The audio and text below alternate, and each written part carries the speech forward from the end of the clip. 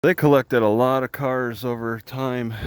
This is the fence. You can kind of peek in between and see cars right on the other side of the fence. This appears to be the official entrance, but there's no business sign. This looks like, oh, the lights are on that four-wheeler. This looks like the forklift that they use to pick up the cars. And then the stacks of cans right at the front. Easy. It probably have cameras. There's an apple tree over there. I think it's on private property, but I'm gonna take some. There's a mom who might be watching.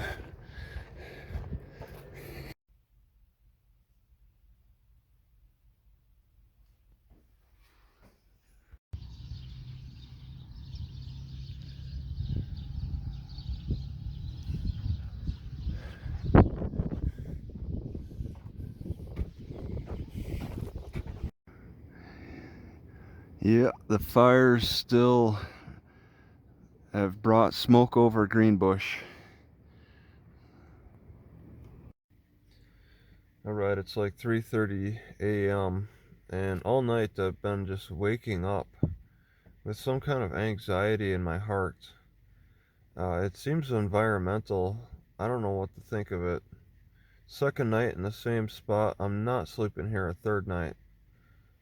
There's nothing I smell in the air. I don't feel like I feel anything. But something. And this anxiety seems to have increased in the past city. Lancaster, Minnesota. There is some problem going on with my sleep, with my ability to rest. There seems to be more tension. I'm not fully I'm not understanding what the issue is. Um, I think environment is maybe something to do with it, but it's hard to completely tell. Okay. Alright, I pretty much parked at the library, and there's a police station right next to it, and I seem to have stumbled upon a farmer's market of some kind. I think they're packing up. Alright, well, let's take a peek.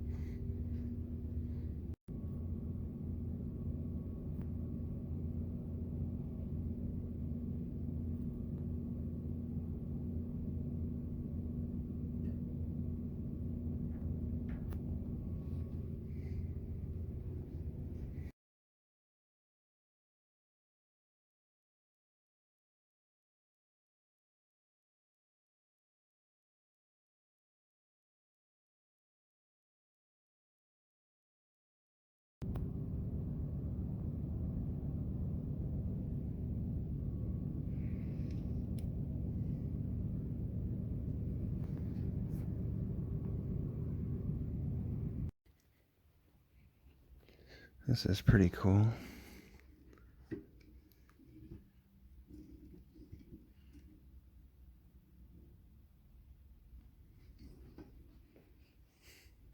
Man, I really like this balcony over the library. I actually appreciate people coming by when they're closed to hang out. They don't even put a fence around it. They do a fence in a lot of other libraries.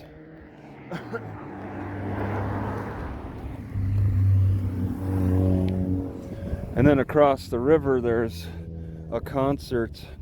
It's a real strong echo on this side, so maybe it'll sound more smooth on at the stage. And let me note that there's quite a few of these UTVs, golf carts, parked in like this in the audience section, kind of. I'll get a closer look. Some kind of country folk.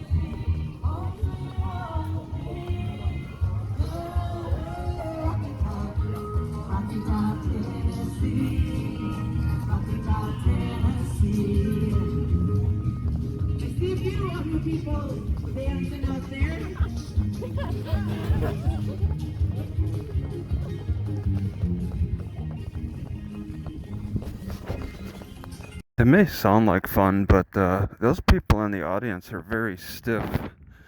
Every one of them are sitting pretty much.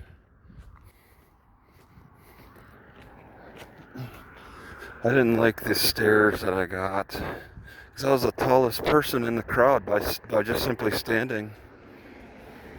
Alright, since she put a lot of effort into this, I'll record it a little bit. Maybe check it out later.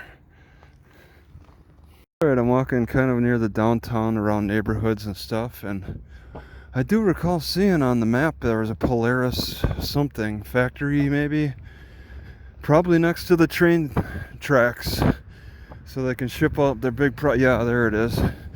But this really gets my attention. Wow, the Polaris Thrill Team. I don't think anybody's using that. That's not a long enough track. Polaris Experience Center, but then it's a brick house restaurant.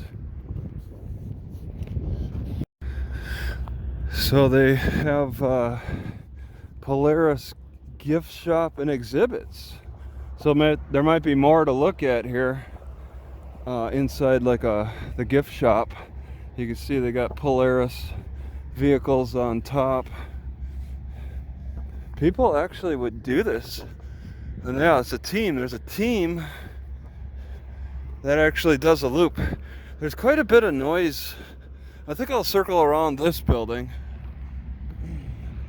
There's quite a bit of noise coming from the Polaris factory.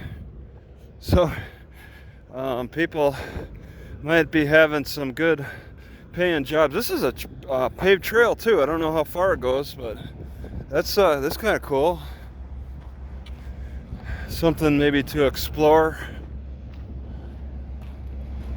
Okay, I think I see through the window there's some exhibits. I've never heard of Polaris building motorcycles. Victory.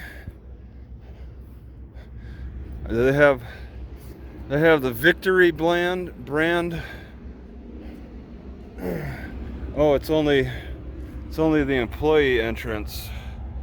So, oh, it's like a museum. All right. Well, that's interesting. Don't enter. Gotta see what the hours are here. Okay, so it'd be called the Experience Center. There's a bar over here, the brick house. But yeah, maybe they're just open long hours usually, so they don't need to post.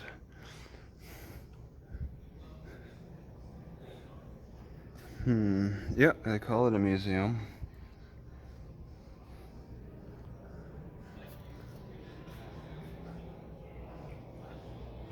Yeah, bathrooms. And I really don't want to come in here too far. Yeah. Whatever. So the Polaris is likely to be making use of these train cars.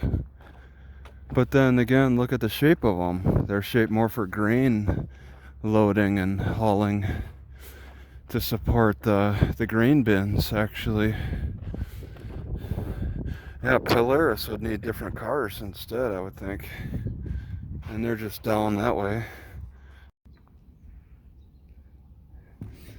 Got a pretty big pump station here, not far from the library. Kind of a neat view of the pond and train and granary. It's on. Okay. Yeah, they really give people a lot more benefit of the doubt in this town with just like lack of fences. That's the northern states for you. Far, like not just the north state, but the northern part of the northern states. They relax their security a little bit. Tend to, unless they're an oil city. Alright, I might be starting to see less of this wormwood. This is actually a wormwood. And more tansy. I don't recall ever seeing these wormwood in Rice Lake, Wisconsin. Plenty of tansy though. It's just kind of, they're making that transition. Wormwood is not growing so well further east, and tansy is picking up and taking the place of the wormwood. Both are nasty. You know, this regression in vehicle choices around here, from regular cars, people just choosing the golf carts in place, taking golf carts on the main road, which the city's allowing. It's like a regression back to the old Ford Model Ts. People don't need such sophisticated driving options in climate controlled cars with all the electronics. They just want to get around. They don't need full enclosure, especially in this type of weather. So a lot more are driving these golf carts on the road. Alright, so I'm grinding the 10 grain down a little bit. 10 grain. It's been a while. It's been a long time since I've been able to get some 10 grain. Look at this. It doesn't look much different than the sand. I could just be cooking sand up. Alright, so I'm cooking out in the fog. It's pretty foggy this morning. Even so, I didn't want to stay in the grocery store parking lot because that still would produce more steam to draw attention to myself. This has been a great spot next to the Polaris manufacturing plant.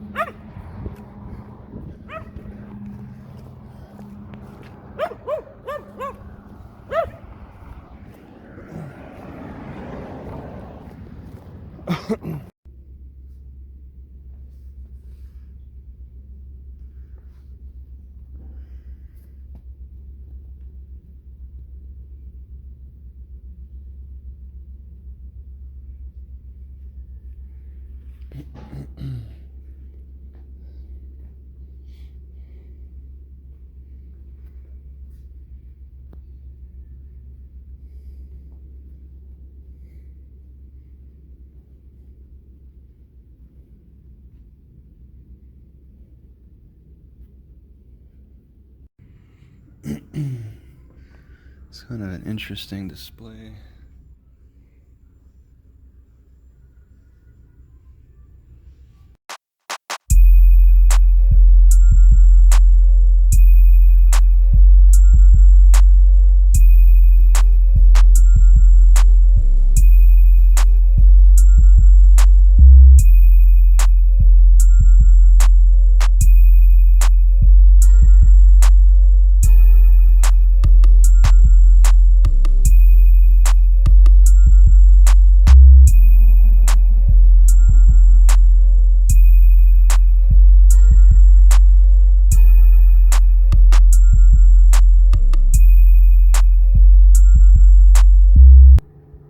So I saw a jackrabbit run through the cemetery.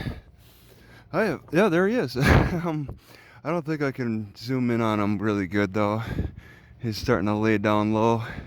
It's like, I've never seen a jackrabbit in Rice Lake, Wisconsin, but I've seen them far southwest of St. Joseph's, Utah, and up north in Minnesota. They're very likely to be throughout Canada too, almost like coyotes, but I've seen coyotes in Rice Lake, or at least I've heard them.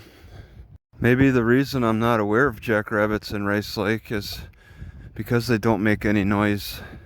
Coyotes, at least if I didn't see them, I heard them. Where are the keys? Oh yeah, I'll just show you.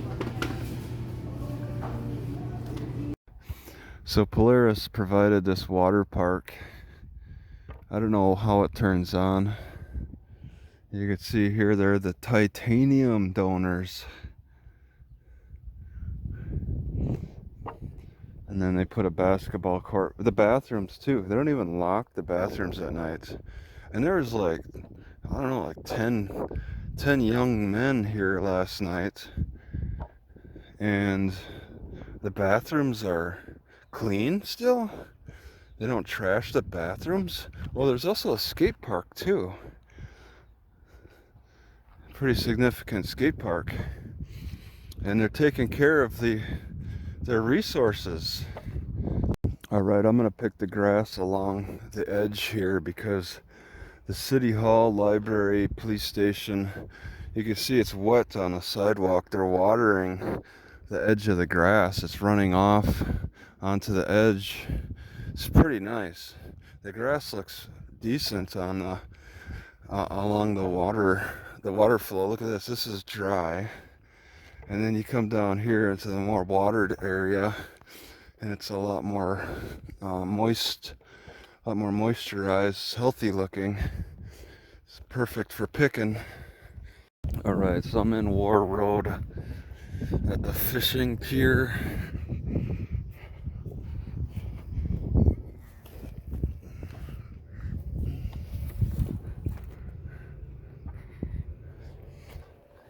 And I'm kind of looking for a bathroom.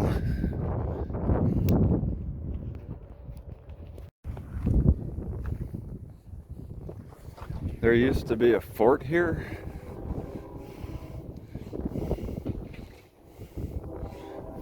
Now it's just this little overlook. Alright, so with the introduction of this fort, it's like I'm now seeing more French exploration, signage, and history compared to the Spanish exploration, where I was finding more Spanish historical references on the west coast from Mexico through California and all that area. Now I'm coming across more French exploration stuff from the 1700s, and well, the Spanish were like 1500s in California. All right, here's that Indian grass. I've been usually only picking when it's brown, and it tastes good when it's brown. What the heck? I think they're insects. Okay, I wanted to point out, this is a red stem, huh? What a red stem. So maybe that's a big sign for Indian grass. It grows a natural red stem. That's a tasty leaf when it's dried out. Boil it up and you get a nice tasty tea. Tastes good by itself. You don't even need milk. I can't even say that milk makes it taste better. It might actually, well, no, milk does. Milk isn't needed, but milk does not ruin the taste. It's kind of amazing to think that there's a fort here, 1750s, some kind of French fort, abandoned after they got slaughtered by the Sioux. Then in the 1901 or so, the Jesuit priests, which I believe are French too, discovered the area again, and they had no clue that it was an old French fort, because 150 years is a long time. That's a few generations. So they'd have to do research to figure out what was in this spot before them. But their own, I think Jesuit priests are French. Maybe I'm not too familiar with them, but it's like they rediscover their own history. Gotta admit, I've never seen a beach like this. They've built up this hill, then dug into the center, put sand all around, filled it with water, call it a beach. It's on this like hill. It looks very man-made to me. Never seen anything like it. Piling on the hill. They had to compact it maybe with a clayish material in the center so the water holds. And then a fence all around, of course. Called the Warroad City Pool. And it really looks to support the RV parkers. There's hundreds of these people. I found the apple tree just down from the pool, not far from my car. Really, I'm gonna just fill up my bag. I want to explore more, but that weight is worth it. Look at that, it's full, untouched. None even fell on the ground. These people are probably, oh wait, there's bird poop. Okay, we gotta pay attention for that. These people are probably waiting for these apples to turn red. And they're fine now. And another was planted across the street. It's pretty nice. And then somebody's mowing around it, which takes the competition away. Allows the apple tree to strengthen. Somebody's selling their camper for $5,500. You just have to buy a separate vehicle. I bet they allow people to look inside. Nope, they locked it. Jerks. Maybe the back is unlocked. Alright, nope, they locked it.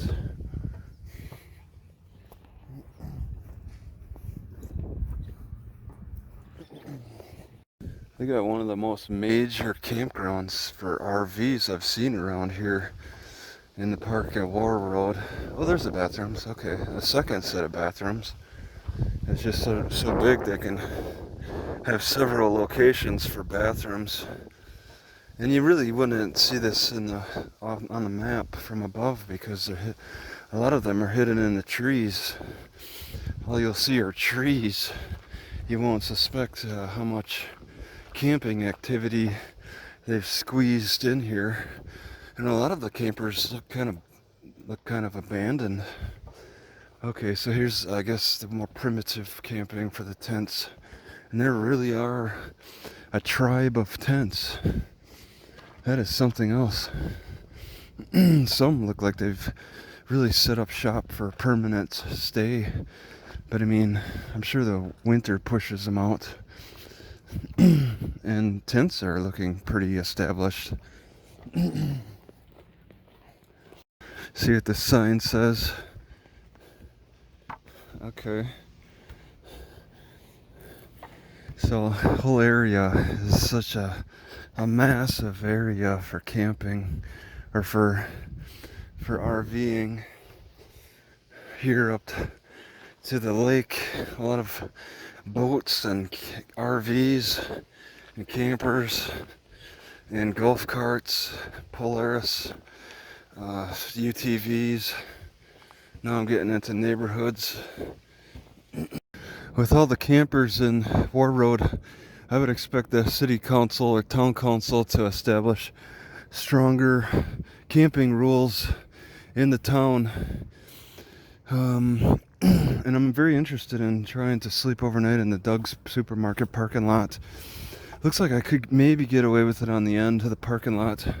It's actually full looking. I guess employees might park there. But the city might enforce some kind of camping laws.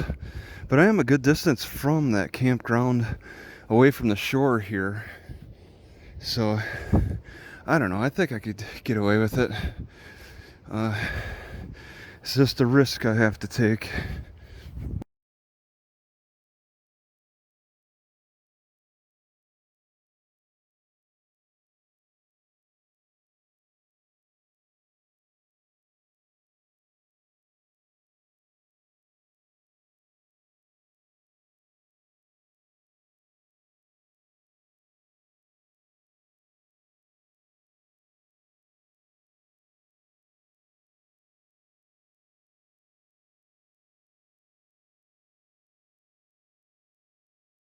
So two businesses right next to each other, the Shopco Hometown and Dollar Savers, both out of business.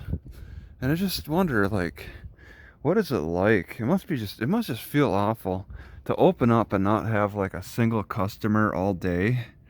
You just sit here in this big store with all this stuff to sell and nobody wants it. Or you're definitely not selling enough to even stay into business. What a terrible feeling to really make that bad gamble too, thinking, oh yeah, we're gonna get all kinds of crazy business here, and then it just turns out not to be that way. What failed? What part of your research failed in your assessments over this and Shopco? The grocery store is still in business, Doug's Supermarket, and then the library is over here, which has absolutely no Wi-Fi anywhere outside of the building, which really is lets me down. Shopco claims to have had Wi-Fi, but they've definitely shut it down now. And they still keep their business signs up. Usually, I think that's in bigger cities where they're quick to take those signs down.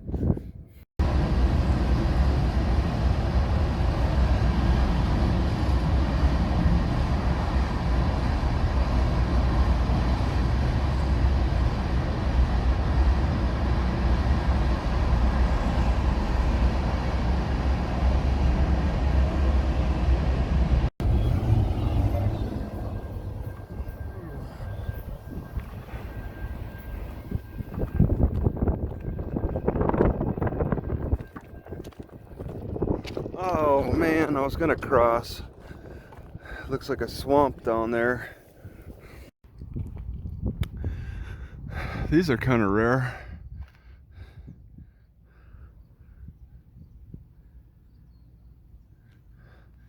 Santa Fe Springs? There's a Santa Fe, New Mexico, Santa Fe Springs, California. I've never been there. Business watch. Adults have priority after 5 p.m.